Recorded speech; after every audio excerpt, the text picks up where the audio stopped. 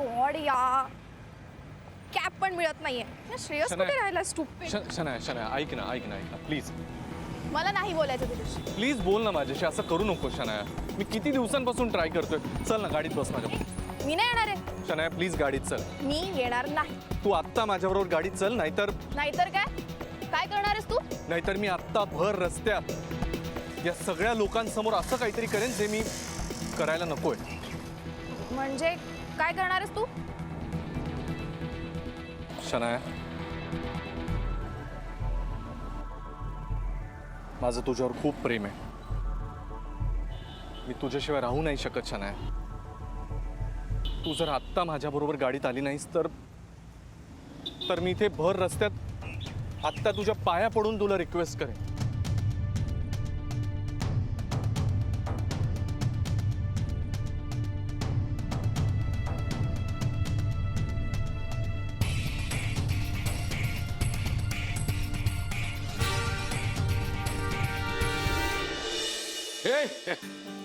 नानाजी चला. सुभेदार साहेब आहेत कुठे?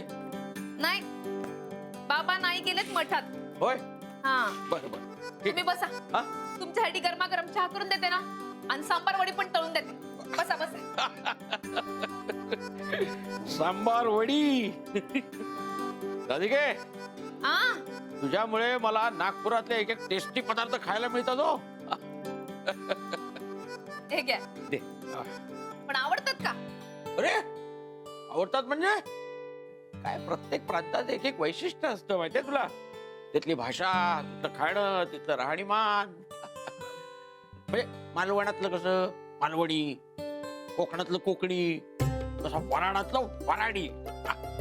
नानाजी, मी बोलते ते आवडतं का तुम्हाला? वा, काय गोडवा आहे ग भाषेत. तुला खरं सांगू, आपलेपणा वाट. हो ना, मला तर खूपच आवडते आमची नागपूरची भाषा. मला खूपच अभिमान आहे नागपुरीचा आणि नागपूरचा पण. पण आमच्या यांना नाही ना आवडत. त्याचा काय एवढा विचार करू नकोस. ज्यांना असं वाटतं ना ते मूर्ख असतात. अरे आपल्याला आपल्या भाषेचा अभिमान हा असायलाच हवा. मग आपल्या देशातले मोठमोठे नेते तुला सांगतो, परदेशात जाऊन त्यांनी आपल्या भाषेमध्ये भाषणं केली. लोकांनी त्यांच्यावर स्तुतीसुमनं उधळली. पण तुला तुझी भाषा बोलायला काय हरकत आहे? बोलायचं. मला तर बाप फार आवडून राहिली तुमची भाषा. नानाजी, तुम्ही असं बोलून राहिलात ना, मला इतकं मस्त वाटून राहिलं तुम्हाला सांगते. चला, मी आता तुमच्यासाठी गरमागरम सांबार वडी तळते. तुम्ही हा चहा पिऊन घ्या पटकन. बरोबर. आण. जिनी मॅडम, गजानन महाराज शपथ खरं सांगा बरं, आज मस्तरीचं काय होणार हो? म्हणजे आज काय करता मॅडम? आज 3 दिवस पूर्ण होणार, आणि आज जर का काम झालं नाही तर मस्तनीला ऑफिस मधनं कायमची सुट्टीच आहे. I don't think so. जोपर्यंत गुरु सर तिच्या सोबत आहेत ना, तोपर्यंत तिचं काय नाही होऊ शकत. ते खरंच आहे मला. यु नो, आज गुरु सर येणार आहेत. हो, तिचं काहीतरी व्हायलाच हवं.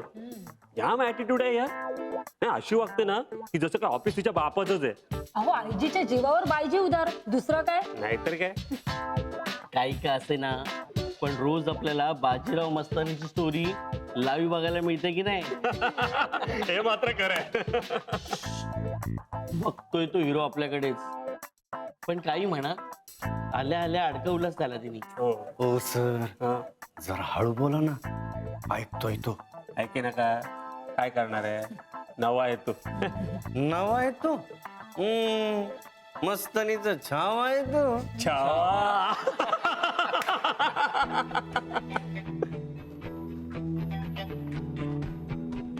हाय, गुड मॉर्निंग. हाय. ते काम पूर्ण करायचं होतं ना, आज शेवटचा दिवस आहे. माझी काही मदत? नो थँक्स, आज मी मॅनेज करेन. आज बॉस येणार आहे ना. Thanks anyways, bye.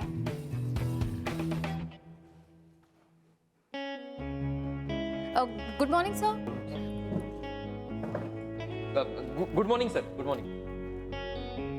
Good morning.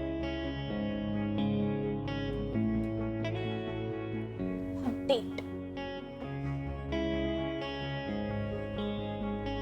Feeling low.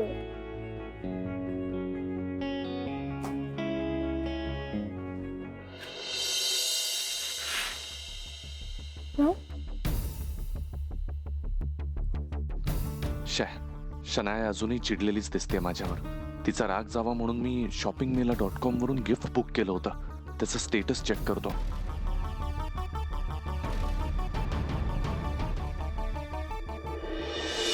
Morning गुरु. हां मॉर्निंग आनंद, ये ये. कपूर सरांनी नवीन क्लायंटचे डिटेल्स मागवले होते. मी ते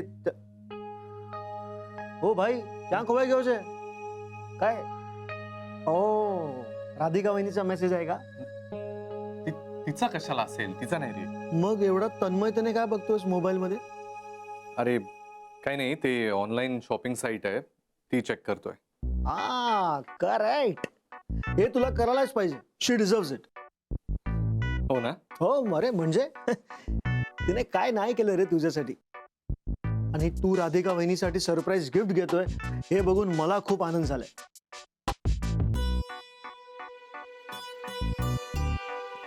वहिनी आनंद, तिचा काय संबंध? तिला नाही देते काय. मग हे गिफ्ट कोणासाठी? दार लाव. काय? दार लाव ना.